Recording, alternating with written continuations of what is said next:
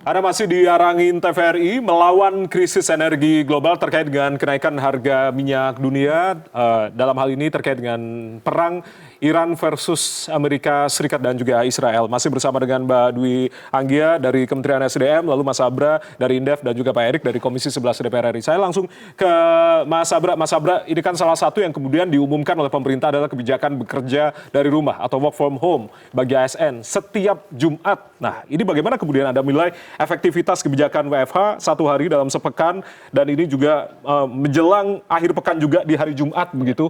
Kan jangan-jangan ini nantinya memulai untuk long weekend dan juga konsumsi BBM akan juga semakin tinggi atau seperti apa sebetulnya Anda menilai, Mas Abra? Ya, sebetulnya kami sejak awal wacana ini berhembus mengusulkan agar WFH ini dipertimbangkan dilakukan di tengah minggu di hari Rabu. Nanti untuk meminimalisir adanya penyimpangan bagi ASN ataupun pegawai swasta untuk melakukan perjalanan keluar rumah.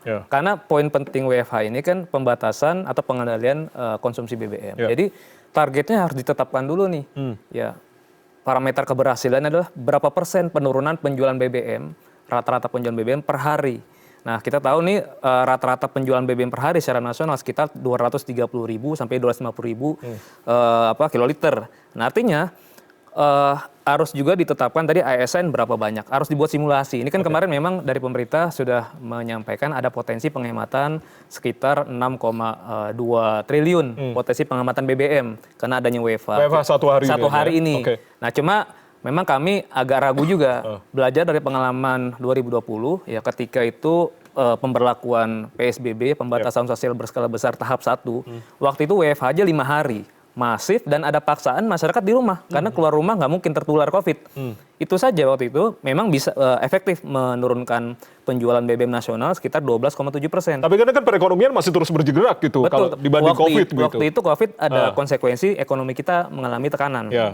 Tapi tadi esensinya adalah penjualan BBM mengalami penurunan. Jadi tujuan WFH penjualan BBM harus berkurang. Jadi nanti harus bisa diukur nih, pemerintah juga harus transparan, terbuka. Di minggu kedua, minggu ketiga, di bulan pertama harus juga ditunjukkan berapa persen sih penurunan penjualan BBM, baik subsidi maupun non subsidi. Nah, kemudian yang kedua dari potensi penghematan BBM tadi berapa kira-kira kalau kita konversi ke rupiah berapa besar? Tadi klaim pemerintah sekitar 6,2 triliun. Nah, saya membuat perbandingan simulasi sederhana karena pemerintah sendiri belum jelas juga berapa target ASN yang akan berada di rumah. Jadi berapa simulasi? Saya buat simulasi 2 juta ASN ya baik pusat maupun nasional dengan asumsi penghematan BBM itu 5 liter per hari. Per ASN ini bisa kita perdebatkan lah asumsi ini. Ini asumsi yang moderat. 5 liter per hari ya kali 2 juta sekitar 10 juta liter dalam 1 minggu. Dalam 1 bulan bisa 45 juta. Kalau kita konversi dengan asumsi subsidi itu sekitar Rp1.700 per liter, itu per bulannya kurang lebih hanya 75 miliar potensi penghematan subsidi BBM. Dari ASN saja, belum kita memasukkan dari swasta. Ya, jadi memang saya melihat klaim pemerintah cukup over promising. Ya terlalu besar juga. Apalagi tadi belum lagi ada potensi terjadinya pelanggaran. Siapa yang bisa memastikan ASN tetap berada di rumah? Mereka tidak keluar rumah menggunakan kendaraan. Gitu. Kalau keluar rumah tidak menggunakan kendaraan masih mending, tapi ini kalau keluar rumah menggunakan kendaraan, apalagi kalau long weekend, dan saya khawatir nanti hari Jumat penjualan BBM justru mengalami kenaikan dari banding hari-hari normal. Karena mereka butuh untuk perjalanan 3 hari. Gitu. Itu juga harus diantisipasi juga oleh pemerintah sehingga parameter kedua selain tadi keberhasilan menurunkan penjualan BBM adalah produktivitas pegawai kita juga. Jangan sampai dianggap WFH ini kerja lebih santai. Jadi nanti dari pimpinan juga harus ditetapkan target ya output yang harus diselesaikan di rumah. Jadi ada evaluasi, monitoring sehingga mestinya juga ada reward and punishment ketika produktivitas apalagi yang terkait dengan layanan itu terganggu, terhambat, ya artinya nanti dikhawatirkan menimbulkan kecemburuan. Masyarakat yang tidak mendapatkan privilege untuk berada WFH itu mengalami kecemburuan tadi. Jadi memang harus ditunjukkan juga dengan keberhasilan baik penurunan penjualan BBM maupun produktivitas harus tetap terjaga. Dan di sini saya pikir dari Kemendagri, dari Kemenpan RB ya sebagai leading sektornya juga harus bisa memastikan tadi agar tidak terjadi moral hazard terhadap kebijakan WFH. Oke, meskipun ini lintas sektoral seperti yang diungkapkan oleh tadi Mas Abra dari Pan RB, dari Kemendagri, tapi juga kemudian yang dikhawatirkan jangan-jangan terjadi lonjakan dari konsumsi BBM di hari Jumat, Bang, dan juga jangan-jangan harus dilakukan juga bagaimana kemudian evaluasi secara berkala kebijakan ini agar kemudian efektif tadi yang dilakukan. Bagaimana kemudian Anda? Kita nggak boleh seuzon dong sama masyarakat kita ya. Saya yakin kok masyarakat akan membantu dan bekerja sama. Apalagi ke dalam preskon kemarin kan antar kementerian lembaga juga ikut hadir. Dari Menpan RB sudah menjelaskan mekanisme seperti apa, Mendagri juga sudah menjelaskan untuk mekanisme dan pengawasan seperti apa. Jadi kita harus juga berhusnuzon dong sama rekan-rekan keluarga ASN kita bahwa mereka akan bisa comply dengan apa yang sudah ditetapkan bersama. Namun terlepas dari itu semua adalah yang kita lihat di sini adalah ini merupakan salah satu kebijakan yang memang mau tidak mau harus diambil. Mau itu di tengah minggu, mau itu di akhir pekan. Ini adalah upaya pemerintah untuk bisa menekan penggunaan konsumsi energi khususnya di BBM. Karena kita tahu penggunaan energi terbesar itu adalah di sektor transportasi. Untuk 1 tahun itu bisa di rata-rata sampai 54 juta kiloliter selama setahun. Dan besarnya memang adalah di BBM subsidi, baik itu bensin ataupun di solar. Jadi inilah yang harus dipertimbangkan. Tidak hanya itu, balik lagi nih Jaya dan juga pemirsa di rumah. Yang paling penting adalah kerjasama dari masyarakat, kesadaran kita bersama. Kita nggak bisa hanya mengandalkan, pemerintah juga nggak mau memberikan perintah searah. Tapi ini lebih bergandengan tangan, kita sudah waktunya. Seperti Mas Erik bilang, kita bisa survive kok melewati COVID kemarin. Walaupun kita nggak bisa samakan, nggak apple to apple juga dengan COVID kondisinya. Tapi yang bisa dilakukan adalah sekarang niat baik ini juga harus disambut dengan kerjasama yang baik. Itu sih lebih ke sana. Berkaitan dengan hitung-hitungan segala macam, ini masih dalam proses ya. Kebijakannya kan baru dikeluarkan kemarin, baru masih akan dihitung jumlah ASN kita ada berapa, kurang lebih ada 5 juta orang, berapa penggunaan kendaraannya itu juga masih dihitung, penghematannya berapa.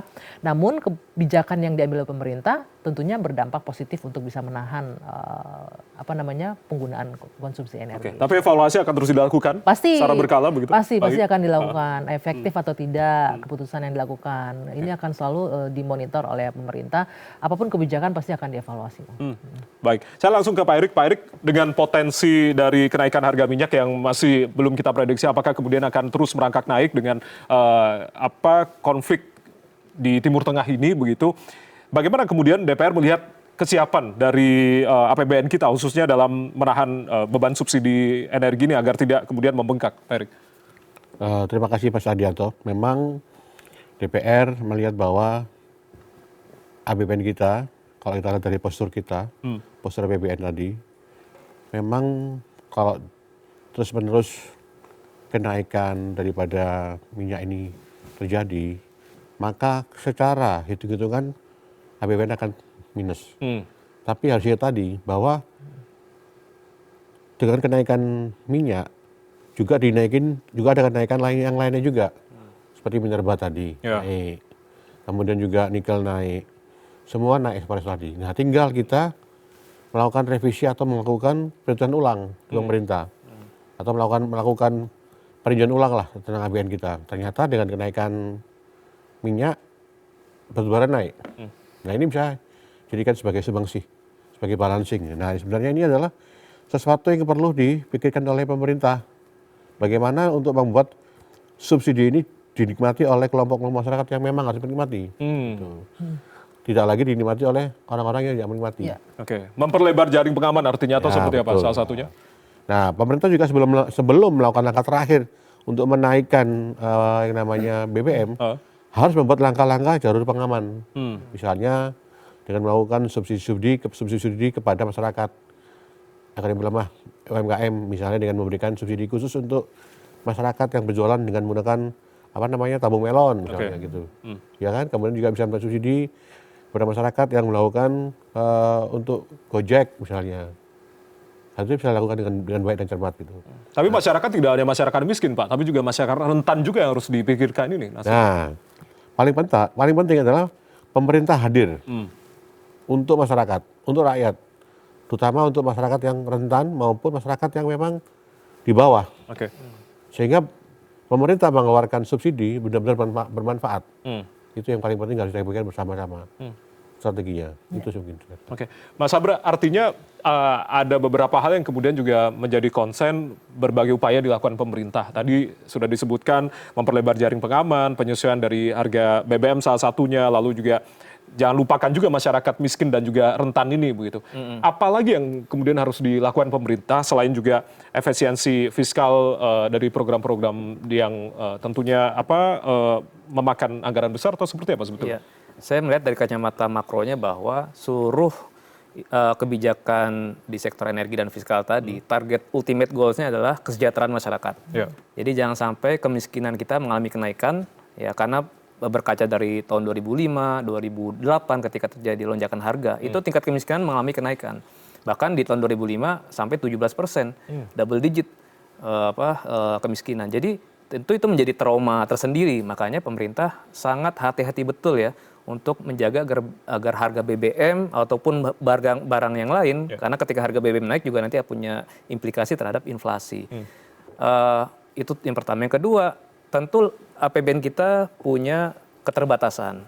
Ya, tahun ini defisit fiskal kita hanya 2,68%, ya masih ada room sekitar 0,3%, sangat terbatas. Dan pemerintah sendiri, Pak Presiden, kita dengar sudah menyampaikan ada komitmen untuk tidak menambah defisit di atas 3% terhadap PDB. Walaupun di awal kami juga mempropos ini ketika worst skenario barangkali perlu ada konsensus politik ya untuk juga dalam kondisi darurat ya seperti pengalaman Covid itu diperlebar. Tetapi ada threshold, misalnya defisit boleh lebih dari 3% tapi dibatasi maksimal 5%. Oke. Jadi itu juga tidak menimbulkan moral hazard juga buat kebijakan fiskal dan ada kepastian juga buat investor bahwa fiskal kita tetap bisa dijaga agar disiplin, tetapi memang ada kondisi-kondisi tertentu darurat untuk menjaga inflasi, menjaga daya beli dan menjaga pertumbuhan ekonomi, gitu. Dan dibatasi misalnya apakah dilakukan dalam 2 tahun atau sepanjang konflik Timur Tengah berlangsung, gitu, Mas. Itu menjadi skenario yang terakhir. Nah, tapi balik lagi persoalan fundamental yang harus segera diselesaikan oleh pemerintah adalah mempercepat reformasi subsidi BBM dari yang terbuka menjadi targeted, tertutup tadi disampaikan oleh Bang Erik juga. Itu masalah fundamental. Oke. Kuota BBM, solar, pertalite maupun LPG itu selain tidak boleh jebol, juga harus punya target bisa dikurangin. Nah, ini momentum untuk mengurangi kuota tadi. Justru kita jangan berpikir ada ruang untuk menambah kuota, tapi bagaimana caranya mengurangi kuota ini tadi. dengan cara tadi subsidinya tepat sasaran. Dan pemerintah kan dari setahun 2 tahun lalu udah punya keyakinan diri. Pak Bahlil juga menyampaikan cukup confidence ya dengan adanya data terpadu itu bisa mempercepat target subsidi. Saya pikir itu yang paling fundamental. Yang kedua, baru kita bicara dari sisi fiskal, sebetulnya efisiensi dan realokasi yang rasional itu berapa banyak sih, jangan sampai juga mengganggu program-program pemerintah juga yang nanti akan menghambat laju pertumbuhan ekonomi. Momentum untuk mengurangi kuota, Mbak Agi? Betul sekali. Itu sudah dilakukan juga dalam beberapa waktu terakhir untuk pengawasan agar subsidi tepat sasaran. Kita benar sekali, kita sudah menyusun DTSN itu sebagai patokan nanti untuk contoh nih untuk LPG 3 kg. Akan ditentukan nih, selama ini kan sebenarnya walaupun sudah di label khusus untuk masyarakat miskin, tapi kan banyak orang-orang yang nggak berhak malah ikut akses ke sana gitu loh. Bahkan juga banyak juga praktek-praktek yang kalau kita lihat penyuntikan dari 3 kg ke 12 kg karena banyak keuntungan di situ. Inilah pemerintah menggenjot pengawasan, memperketat ke sana, dan dengan DTSN ini nantinya akan dilihat di target nih siapa saja mereka yang berhak. Itu ada desil dari 1 sampai 10. Ini nanti akan diputuskan sampai desil berapa yang berhak untuk bisa membeli LPG 3 kg. Itu salah satu yang dilakukan oleh pemerintah. Kita juga melakukan upaya dengan rencana untuk LPG 3 kg ini satu harga. Jadi juga selain kita menjaga subsidinya nggak bocor, kita juga menjaga masyarakat juga terlindungi. Mau di Jakarta, mau di Kalimantan sana, mau di mana pun harganya tetap sama. Itu yang akan dipastikan juga. Benar sekali pengawasan. Balik lagi Mas, makanya saya selalu mengulang-ulang ini, pesan yang ingin saya sampaikan adalah pemerintah nggak bisa kerja sendiri.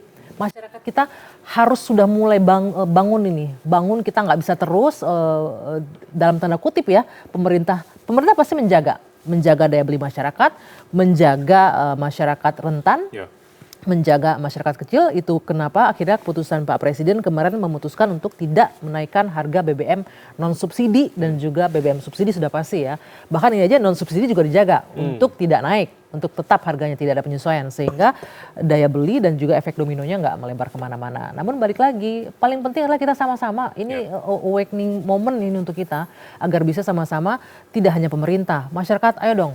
Kalau memang Anda bukan orang yang berhak untuk membeli BBM subsidi, untuk membeli LPG 3 kg, tolong jangan ikut membeli itu. Selain untuk menyelamatkan subsidi dan juga kompensasi energi, tapi juga menyelamatkan hak-hak mereka yang memang sudah berhak untuk membeli itu gitu. Kalau diambil orang yang mampu, dijadikan bisnis dalam tanda kutip, mereka yang berhak jadi nggak kebagian kan jadinya. Sesederhana itu sih. Oke, itu yang kemudian butuh kerja sama semua pihak termasuk juga masyarakat kita semua begitu ya, Bang Anggi ya. Nanti kita akan bahas bagaimana kemudian untuk menahan dari kenaikan harga BBM ini mungkin hanya jangka pendek. Artinya kita juga harus pikirkan jangka panjangnya apa ke depan begitu. Usai jeda kita masih akan diskusi malam hari ini terkait dengan judul kita malam hari ini, melawan krisis energi global. Kami kembali saat lagi.